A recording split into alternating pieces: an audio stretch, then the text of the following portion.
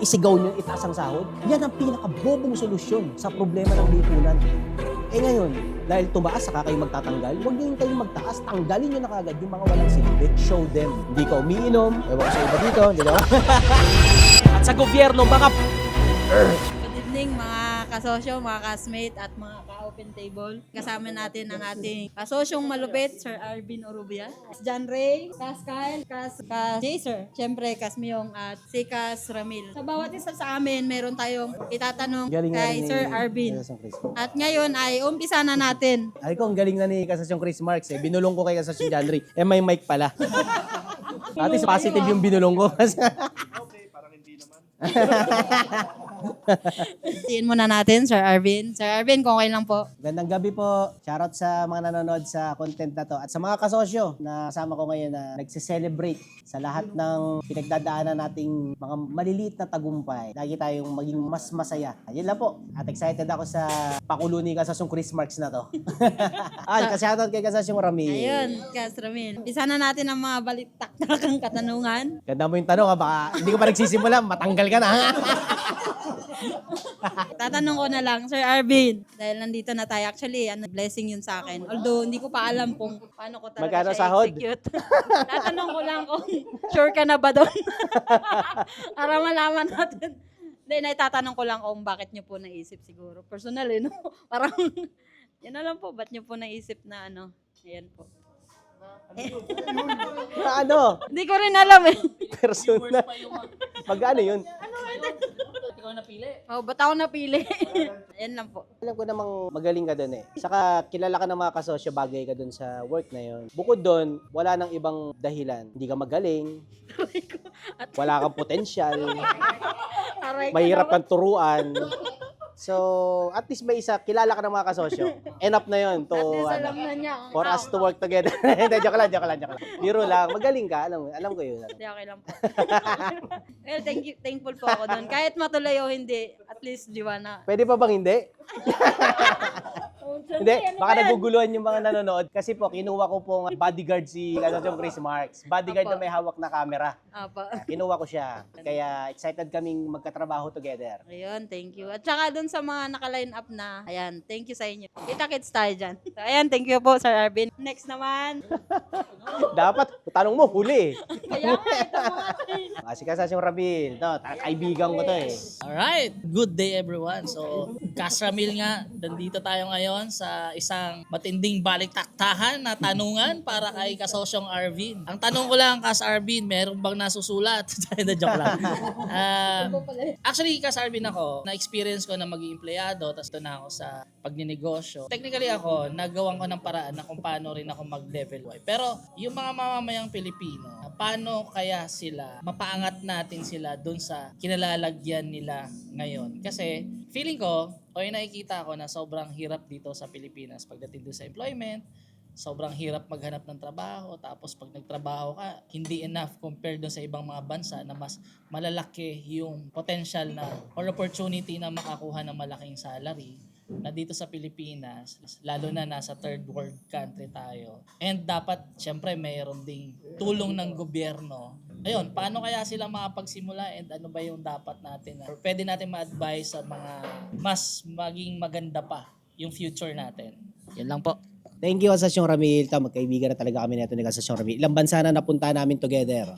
Paano kailangan ng isang Pilipino na hindi pa umangat ng model, ng role model. Sa Tagalog, inspirasyon. Kasi pag wala silang nakitang inspirasyon o role model, hindi nila maiisip na pwede pala yun. Pwede palang ganun. Tulad nung karamihang mga kasosyo. Nung nakita ako na simpleng Pilipino, hindi magaling mag-English, may negosyo. Nag-spark yun ng idea o inspirasyon sa kanila. Without me telling kung ano talaga yung dapat nilang gawin na negosyo. Ang nakita lang nila sa akin, yung possibility na pwede pala yun, isang ordinaryong Pilipino, mukhang loko-loko, mukhang totoy na totoy noon, may negosyong tunay. Kasi pag naisip mo yung possibility, makikita mo na yung how yung kung papaano. Kaya nga, bukod sa marami tayong naturuang magnegosyo, pinagtrabahuan ko ring maraming maging vlogger na negosyante. Kasi habang nagbablog ang bawat isang negosyante, maraming nakakapanood sa bawat isa sa atin na makakakita rin ng inspirasyon na kung kaya niya, kaya ko rin yun. Mas magaling pa nga ako dyan eh. Ang option kasi nakasanayan, magtrabaho abroad. Kasi yun lang nakikita. Ano pa? O magtrabaho dito. Kasi yun lang nakikita. Iba nakita nagnenegosyo.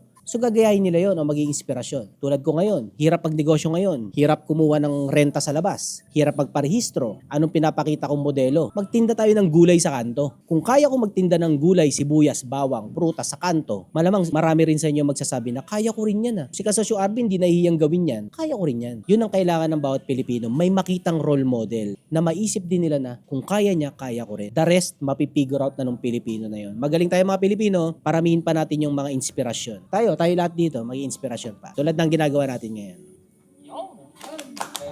At sa gobyerno, mga puti. Kat.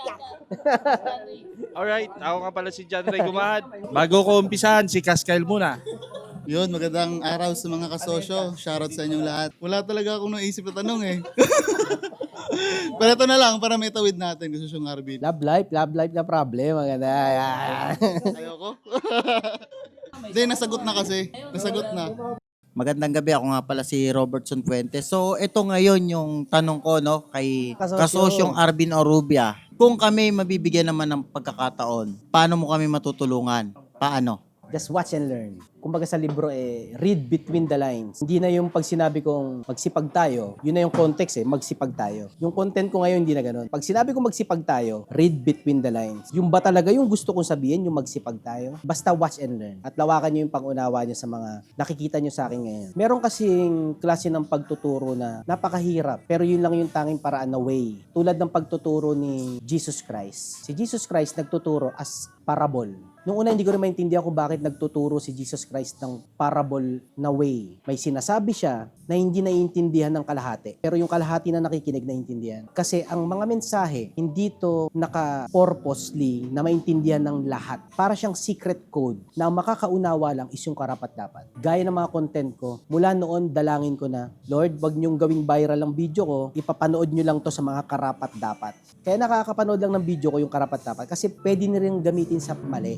Lalo na sa ginagawa ko ngayon. Hindi ko direktang sinasabi anong ginagawa ko, bakit ganyan, bakit ganito, ganyan. Hindi ko pinapaliwanag. Pero naiintindihan ng mga dapat makaintindi. Watch and learn, read between the lines. Ayun, mga kasosyo, paring Mio nga pala ng Paring Open Mio, Table, solid dyan, Open solid Table dyan. Podcast. Yeah. Kasosyo Arvin, una bago ako magtanong, unang tanong ko muna pala, baka pwede ka namin ma-invite sa podcast namin. Oo naman, basta sa mga kasosyo, madali ako imbitahin. Mahirap lang yung schedule. Hindi. Padaanin nyo na sa EA ko, executive assistant. Uy. Lagayan nyo na lang. Mas malaki yung padulas nyo, mas mabilis ba yung schedule. Ayun, karangalan sa amin kasi yun, Kas. Parang na-discuss mo na rin sa amin bakit mo siya ginagawa ngayon eh. Medyo may idea na rin kasi kami lahat. Kung hindi ka businessman, hindi ka content creator, hindi mo ginagawa yung ginagawa mo ngayon.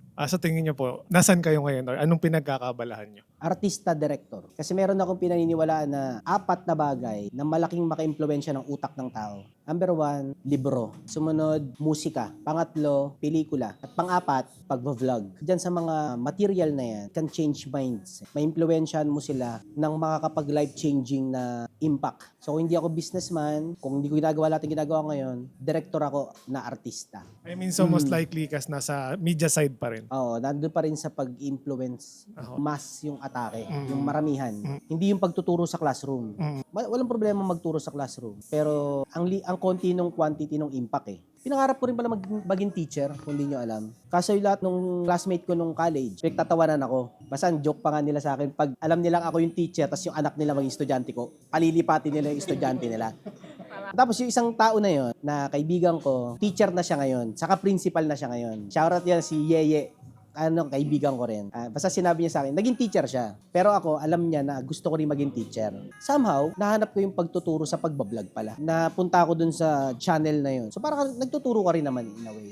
Masarap magturo. Di ba, iba nasasarapan magluto, iba nasasarapan magsayaw, kahit di sila magaling magluto, di sila magaling magsayaw, nasasarapan kumanta, kahit di sila magaling kumanta. Ako nasasarapan ako magturo kahit walang kakwenta-kwenta yung mga tinuturo ko. Pero pa nga ako isang kwento, nung college ako, nag-aral ako ng 1 year sa UP Diliman. Alam ko matatalino yung tao doon. Sabi ko, paano kaya ako makakapagturo dito sa UP Diliman? Mga classmate ko matatalino eh. Kasi nung una kong kurso sa TUP Manila, nagtuturo ako doon sa expert akong subject, yung electronics. Pag uwian, lahat ng classmate ko, tinuturuan ko sa ilalim ng puno. Kasi yung teacher namin, hindi maituro ng maayos eh. Ang pangit magturo ng teacher namin. Ako pag nagturo ng electronics, nagigets nila. So tuwan-tuwa ako noon. Nung lumipat ako sa UP Diliman, gusto ko rin magturo sa mga classmates ko. Kaso ang problema, matatalino sa akin lahat yun. Paano kaya ako magtuturo dito? Basta gusto ko talaga magturo eh. Nasa heart ko yun. Ang naging strategy ko doon, pag magpe-present, kasi yung mga classmate ko sa UP Diliman, lahat mahiyain. Pag presentation na, magpe-present kami ng thesis namin o kung ano man,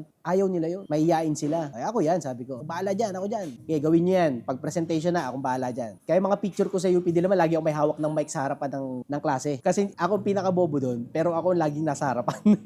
Hindi nila alam, pinagpa-practicean ko silang magsalita ako na magsalita. Lumakas yung loob ko. Basta kahit saan mo ko ilagay, gusto ko magturo. Ang pagninegosyo, ang tunay na trabaho ng CEO dyan is magturo eh. Kung tutuusin, totoo, magturo. Bilang CEO, tuturuan mo yung tao mo, managers mo, tuturo mo yung strategy, turo ka ng turo. Yun ang trabaho ng CEO, magturo. Kaya nung nagnegosyo ako, sabi, ang sarap magnegosyo eh, kasi nasasarapan ako magturo na magturo. Ayaw ko na ng business pag wala na akong maituro sa mga kasamahan ko. Out na ako dyan. Graduate na ako. Wala na akong maturo sa'yo, mas matatalino na kayo sa akin, exit na ako. Kasi kaya ako nagbi-business para yung saya ko na magturo. Kumita o hindi, bonus na yun. Ngayon, nagagawa ko naman lahat. Tuturo ako sa vlog, sa business, kung ano man. Kung tatanggalin lahat yon, sablay talaga kasi ako sa banda eh. Hindi ako magaling kumanta. Hindi ako magaling maggitara. Hindi ako magaling tumambol. Pero lahat ng instrumento ko, kaya kong hawakan. Kaya ko lahat hawakan yan, pero hindi ako magaling talaga sa banda. Pero sa pagdedirect o pag-artista, malalaman pa lang. Hindi ko pa rin alam. Malalaman pa lang. Thank you, Kasosyong Arvin. Invite mo na si Kasosyong Arvin. It's me again, mga kasosyo.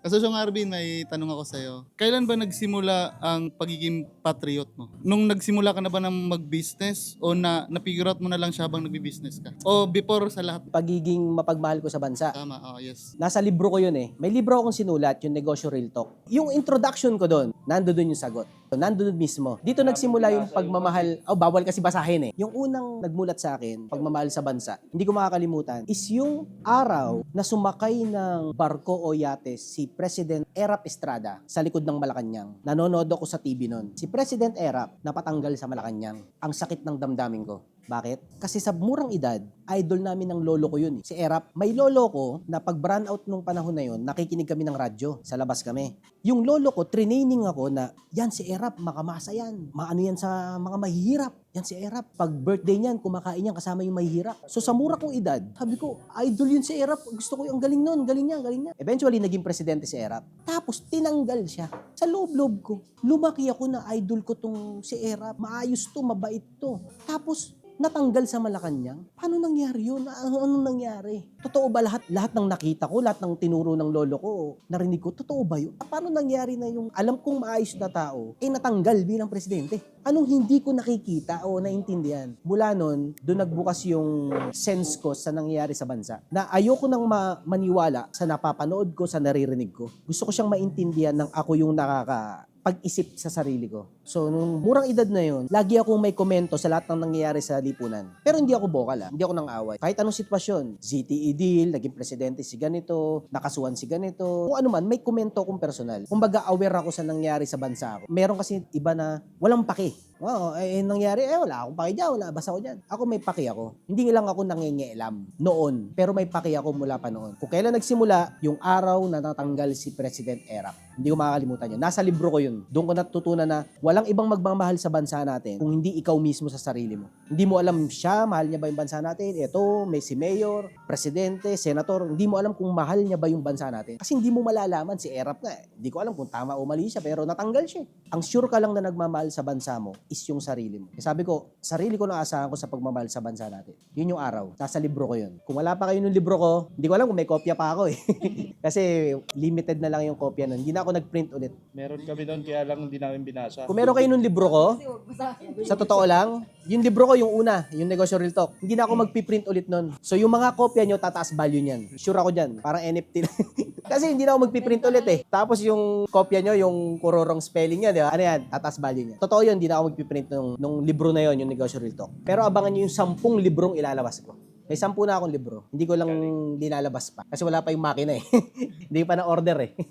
Ayun, Kasosyong Arvin, kanina wala pa akong tanong eh. Ako nga pala si John Ray Gumahad. Kaibigan ko to, si Kasosyon John Ray. Ayun, Kasosyong Arvin, tatanong ko lang kung ano yung message mo sa mga bata ngayon kung paano nila mahalin yung bansa natin. Di syempre, kabataan ang pag-asa ng ating bansa, di ba? So, anong message mo sa kanila ngayon, mga dapat nilang gawin para ipakita nilang mahal o sila yung magiging pag-asa ng ating bansa?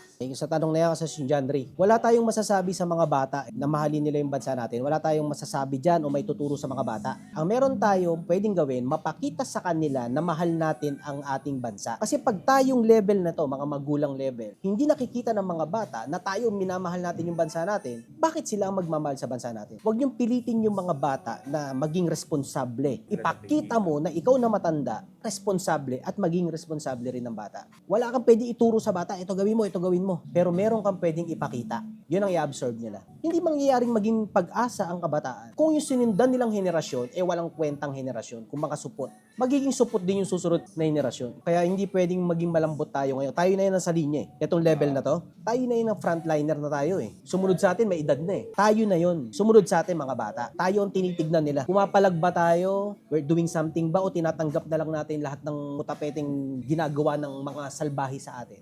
Ewan ko sa inyo, pero ako, I choose na may gawin para yung mga batang nakakakita sa atin, nakakita sa akin, masabi nila na, pwede palang may gawin. Ganyan pala magmahal sa bansa natin. Ganyan pala magtrabaho. Ganyan pala magsipat. Lalo na bata ngayon, hindi mo na maturuan yan. Hindi mo na mapagalitan yan. Ang proper way to teach younger kids natin, show them. Hindi ka nalilate, decente ka, hindi ka umiinom. Ewan ko sa iba dito. Hindi,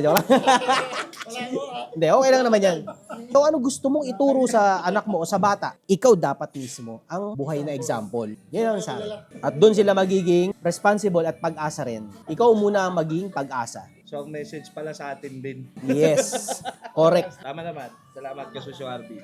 Sa mga Kasosyong Arvin, sa mga prinsipyo na naipasa mo, naturo mo sa amin, yung prinsipyo mo ba na yon is noon pa gano'n na? Or dumating din sa punto na pinalitan mo siya or may binali ka na prinsipyo mo? And yung mga prinsipyo mo ba na yon ngayon is daladala mo na siya noon at nag-evolve ba siya eventually gano'n? Sa fundamentals na prinsipyo, palagay ko wala pa ako nababago. Start on what you have, focus in one. Hindi man mukhang ganun, pero ako alam ko nakafocus ako kung saan man. Akala lang iba dito ako nakafocus, pero may focus pa rin ako. Yung fundamentals na prinsipyo, naniniwala ako wala pang nabago eh. Pero yung secondary fundamentals, meron. Ito example, tulad nung turo ko sa inyong lahat na huwag kayong mag-attract ng basher o ng hater. Alam nyo yan, prinsipyo ko yan. Kung gagawa ka ng content na makaka-attract ng basher para dumami ang views mo, don't do it. Wag mong gawin yung content na yan. Yun, isa yun sa nabali ko. Kasi ngayon, ina-attract ko na talaga yung hater sa basher. Wala na akong pake. Baga, ito, dami nagagalit sa akin dito ah. Alam kong tama ako, sige pa rin ako doon. Isa yun sa turo ko before na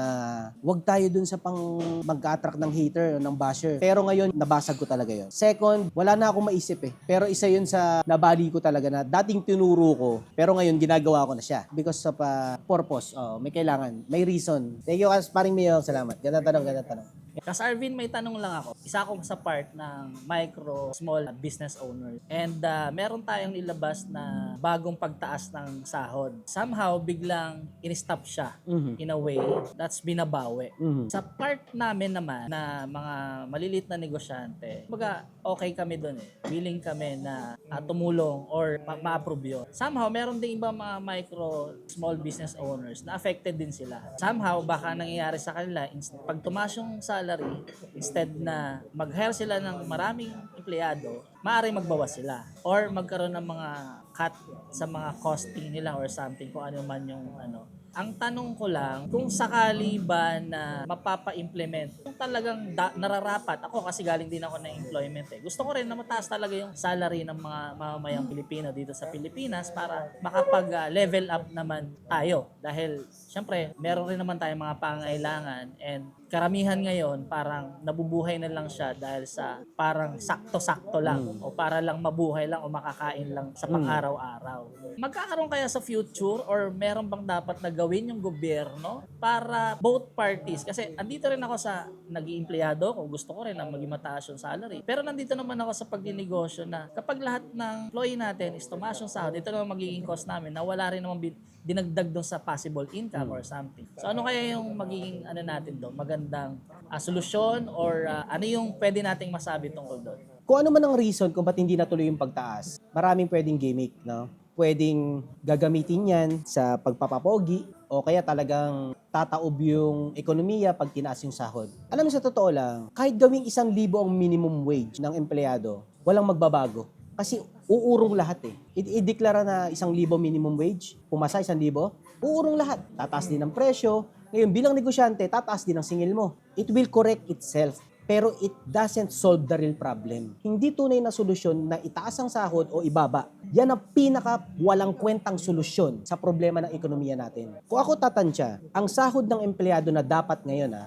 1,000 per day. Yan ang sahod ng isang Pilipino na ayos ang buhay nila. Kaya ako, yun ang level ng pagpapasahod ko. Tinuro ko na sa inyo yan. Hindi ka dapat nagpapasahod ng minimum wage. Kasi pag minimum wage ka nagpasahod, ang makukuha mong tao, minimum lang din ang work. Dagdagan mo na ng konting daan. So minimum wage, 700 something, pasahod ka ng 1,000. Ang laki ng diferensya ng trabaho na yun doon sa tao kumpara sa minimum wage. Hindi to usapin ang minimum wage sa mataas. Usapin to kung gaano ka-efficient ang negosyo mo, plus sa economy level, hindi pagtaas ng sahod ang solusyon ng kahirapan natin. Ang tunay nating problema sa Pilipinas, wala tayong binebentang produkto sa ibang bansa. Dahil na-imbento kagad natin yung service economy, yung OFW. Natalunan natin yung first level na agriculture and second level yung manufacturing. Sobrang galing mga Pilipino, level 3 kagad tayo, OFW kagad yung income natin. Yung mga nakaposisyon, mula noon pa, sumarap na buhay, hindi na trinabaho yung agriculture. Hindi na trinabaho yung manufacturing, kaya hanggang ngayon wala tayong sariling kotse. Tumalon tayo kasi sobrang galing ng Pilipino. Hindi natin naayos yung fundamentals ng ekonomiya na agri, manufacturing, then services. Doon kaagad tayo sa services sa OFW. Kung gusto natin gumanda ang takbo ng ekonomiya ng Pilipinas, yung sahod kahit taasan nyo yan, ibaba nyo yan, bilang tunay na negosyante, wala akong paki dyan. Yung mga negosyante, huwag kayong kabahan na tataas yan. Kasi pag tumaas yan, tataas din ang singil nyo. Walang magbabago. Same lang, huwag kayong ma-stress dyan. Ginagamit lang yung papogi. Kung sino nagpataas ng sahod, boto yan sa susunod na eleksyon. Ngayon, pinigilan ngayon yan kasi pwede yung gamitin na maging subject ng mga gustong manalo sa 2028 na sila ang nagpataas ng sahod. Yan ang pinakabobong solusyon sa problema ng lipunan. Isigaw nyo itaas ang sahod? Tangina, napakabobong solusyon yan. Napakawalang kwentang solusyon sa loob ko lang. Ang solusyon, palupitin natin yung mga negosyo. Yung ginagawa ko, yun ang tunay na solusyon. Basta, kayong kabahan dyan, naubos na yung oras nyo dyan. Barya 85 per day, ni-stress nyo. Tanggalin nyo yung dapat tanggalin na empleyado nyo para maging efficient yung natitira. Hindi nyo kasalanan mawala ng trabaho yung mga empleyado nyo.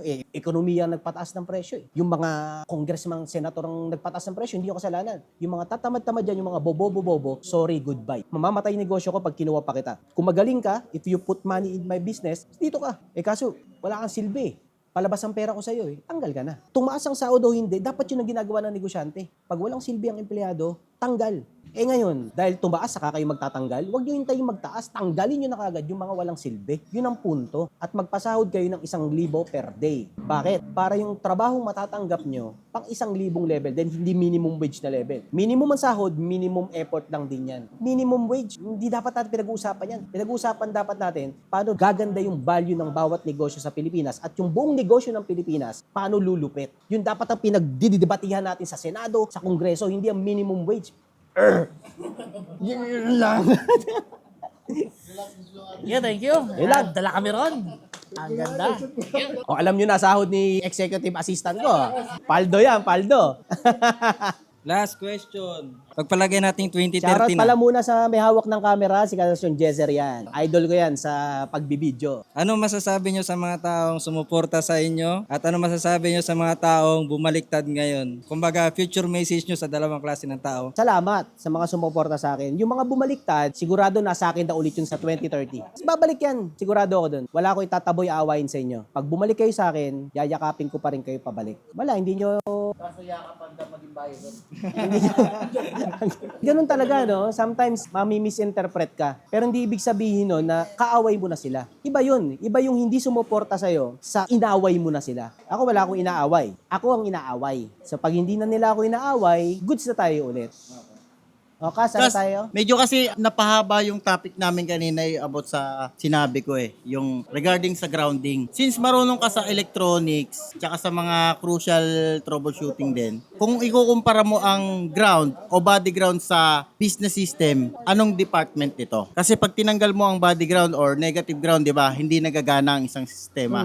Kung sa'yo ipagpapalagay, anong department ito or ano itong may kukumpara mo sa negative ground? Yung common. Yung president yon CEO. Kasi ang totoo niya, pag sinabi mong president ka or CEO ka, hindi pa yan yung level na nakakapasyal ka, umaalis ka ng business. Kasi CEO ka eh. Dapat nandun ka sa negosyo araw-araw. Kung gusto niyo yung buhay na hindi na kayo gano'n nagwo-work sa business, hindi CEO yun, chairman yun. Magkakamali kayo ng pangarap. Pag pangarap niyo CEO lang, araw-araw ka nagtatrabaho sa business mo. Kung ang pangarap niyo papasyal-pasyal ka, nagtitrip ka na lang sa buhay mo tulad ko, chairman na trabaho na yun. Kasi meron kang CEO na nagtatrabaho every day operationally. Pag nawala yung CEO, walang common, walang ground. Kaya pag nandun kayo sa business nyo, lahat connected sa inyo, kayo yung ground. Pag umalis ka, tanggal lahat. Ayaw nyo na maging ground. Mag-hire ka na ng CEO mo. Chairman ka na. Sana intindihan nyo yun. Ayun, may maliwanag kaya.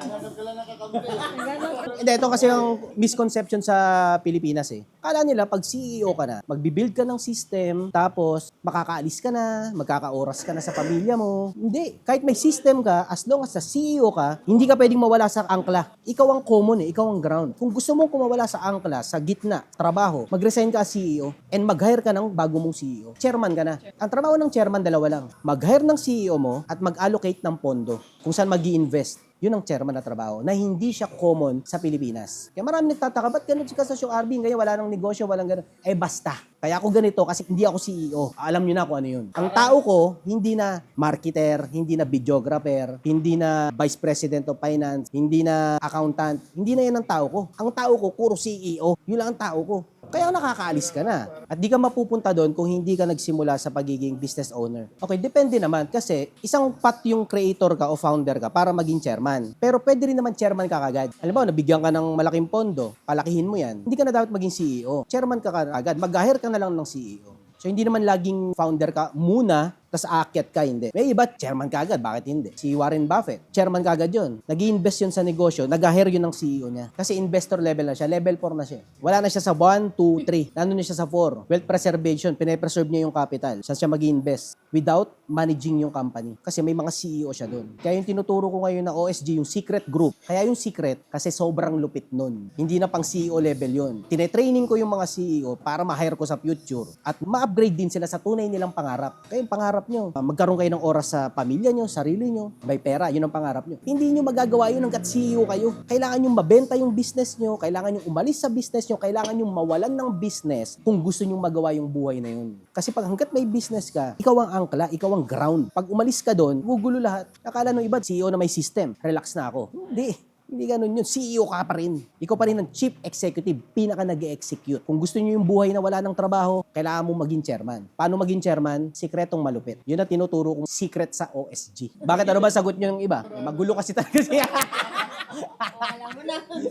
Pag ako talaga tumira, ginagaya eh. Nagturo ako mag-content, nagsituro sila mag-content. Nagturo ako ng system, nagsituro ngayon sila ng system. Ang ginagawa nila, CEO system. Aalis daw yung CEO sa business. Ganun yun. Hindi ganun yun. Hanggat CEO ka, dapat mong mangyari, mag-resign ka as CEO. Pag nag-resign ka as CEO, dun mo makikita na gumagana yung system na binuo mo.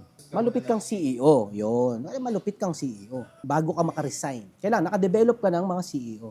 Minsan kasi sila yung may-ari eh. Chairman siya, at the same time CEO rin siya. Ngayon, sa future, magre-resign na yung CEO. Chairman na lang siya. Pwede namang CEO ka lang, hindi ka chairman. Hindi ko pinopromote yun eh. Secret nga eh. Orubia Secret Group nga yun eh. Secret. Sobrang lupit nun, sikreto. Di ba lupit ko, di ba? May libro ko, di ko binebenta.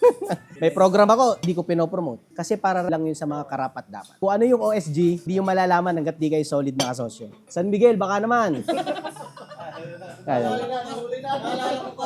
Para magtagumpay ang mga negosyo, kailangan itong mga negosyong to, they work as one. Iba tinatawag yun as sindikato yan. Pero pwedeng maging sindikatong in a good way. Yun yung OSG original. Pero magiging ano na pala siya, OBS. Hindi na OSG, Orubia Business Systems na. Tapos na yung secret group. Yung mga nakapasok doon, yun na yun. Salang-sala na yun. Yung OBS para na sa lahat yun. Business systems na siya. Hindi na siya pang kasosyo lang. Kasi nasa punto na ako na yung lahat ng secret ko sa business administrative, okay nang ituro ko kasi wala na akong directang involved na business eh. Kasi dati hindi ko siya pwede ituro. Kasi ginagamit ng mga negosyo ko. Nakakaya naman, rini-reveal ko, di ba? So mali siya. Pero ngayon, maluwag na ako doon. Pero secret pa rin siya. Hindi siya pang lahatan. 20 years experience yun eh. May value. Hindi naman sa, naniningil ka na. Hindi, you need to respect yung pinagtrabahuan mo. Yung iba libre, pero pag may value talaga na taon-taon, dekada ang formation, walang problemang maningil. Walang problema doon. You give value doon sa trabaho na yun. Kaya siya secret. Kasi may sikreto doon sa loob. Alam niyo naman eh, yung KMCC, alam niyo naman yun. Ito yun, sabi ko, pero hindi yun.